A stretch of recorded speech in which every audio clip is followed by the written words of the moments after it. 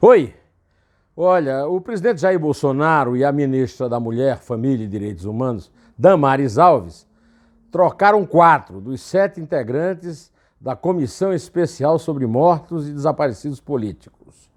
A mudança foi publicada na edição de hoje. Hoje é quinta-feira, dia 1º de agosto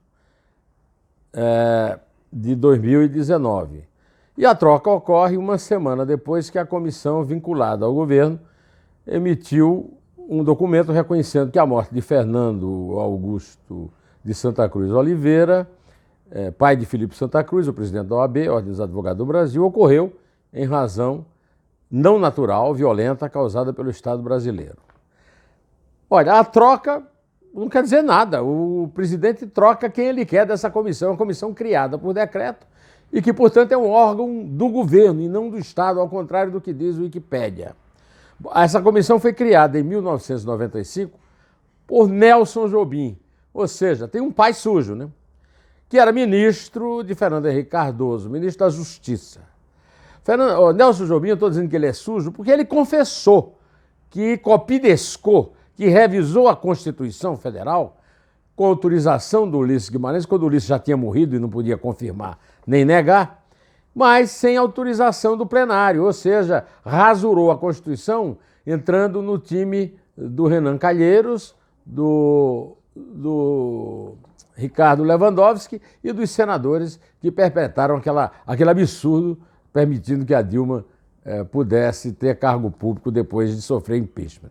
Depois, o Fernando Henrique nomeou Nelson Jobim para o Supremo Tribunal Federal. E como presidente do Supremo, ele combinou com o Lula, que depois seria seu chefe, a jogar na gaveta o pedido de habeas corpus do Sérgio Gomes da Silva, que era tido como mandante da morte de Celso Daniel. Quer dizer, rasurou a Constituição e garantiu impunidade do acusado de ser o mandante da morte de Celso Daniel, ex-prefeito de Santo André, lá do... Como prêmio, ganhou o Ministério da Defesa, que perdeu depois que saiu uma entrevista dele a Piauí, dizendo que a ministra de Relações Institucionais, Ideli Salvati, era fraquinha e que a chefe da Casa Civil da época, Gleisi Hoffmann, sequer conhecia Brasília. Pois bem, essa comissão até agora só tem um feito, que é o seguinte: encheu o bolso de um monte de gente que se diz vítima da ditadura, um fato inédito, em nenhum outro lugar do mundo isso aconteceu, e enriqueceu o advogado Luiz Eduardo Grinhal, que ficou milionário, e já tinha começado quando era vice da Erundina, na Prefeitura de São Paulo, e foi demitido da Secretaria de Defesa Social pela prefeita por envolvimento num escândalo imobiliário. Então, está na hora dessa comissão ser extinta. Simplesmente extinta, não tem que substituir membro. O presidente tinha que extinguir. O presidente e a Damares tinham que extinguir. A Damares tem lá processos nessa comissão.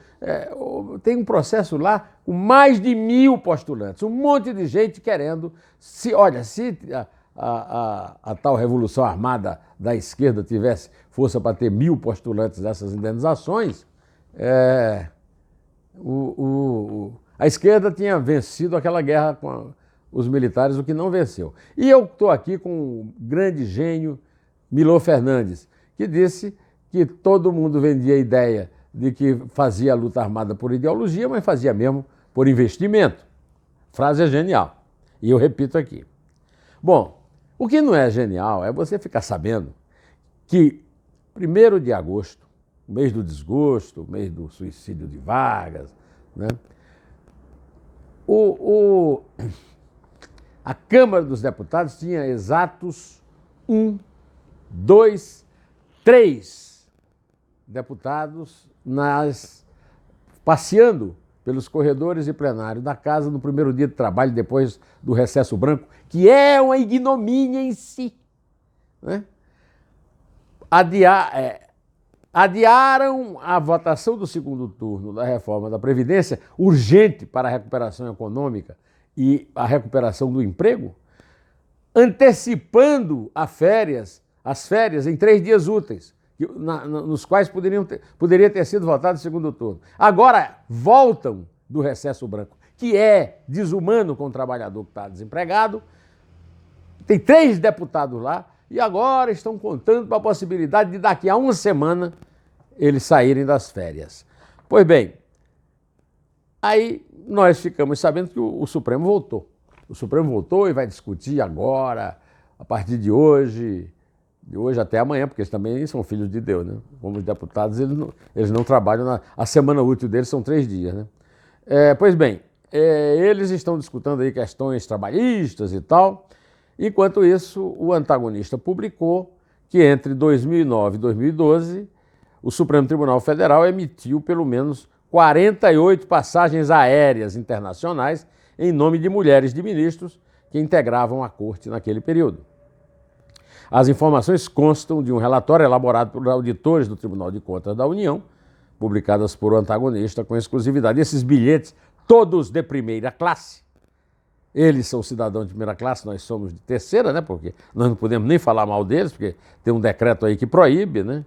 Promete punição para quem criticar o Supremo.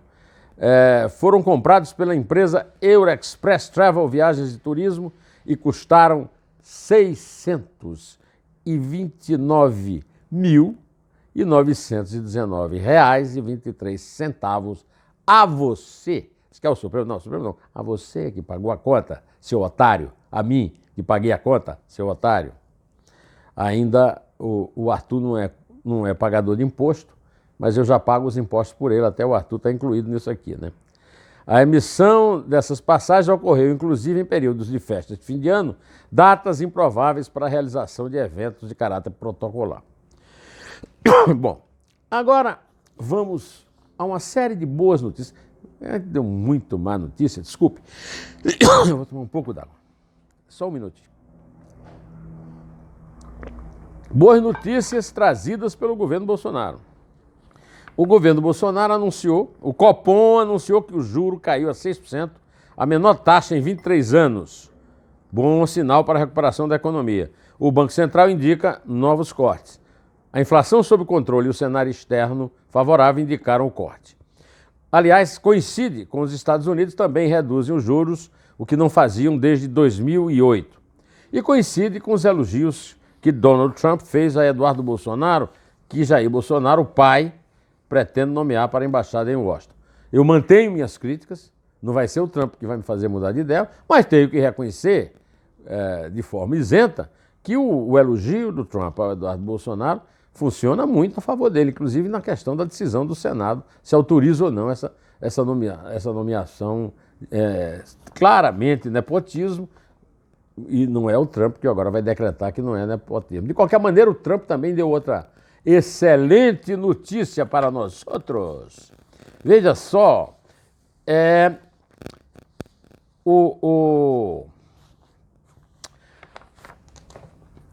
os Estados Unidos incluíram o Brasil como parceiro comercial extra-OTAN, o que dá muitos privilégios ao Brasil, inclusive em compra de equipamentos militares, e logo depois de uma decisão nesse sentido do presidente Donald Trump. É outra boa notícia que nós temos que aplaudir, né? Além das notícias boas na área do ministro da Infraestrutura, Tarcísio de Freitas, e na área da Tereza Cristina, 2 excelentes ministros. Pois bem, e para concluir o nosso agradável convívio, pelo menos para mim é muito agradável estar aqui com você, eu quero dizer que ontem o Dias Toffoli, que é personagem dessa última notícia que eu dei, saiu-se com uma piada de que aquela decisão monocrática de proibir compartilhamento de dados do Conselho de Controle de Atividades Financeiras, o COAF, não paralisou nenhuma investigação de lavagem de dinheiro.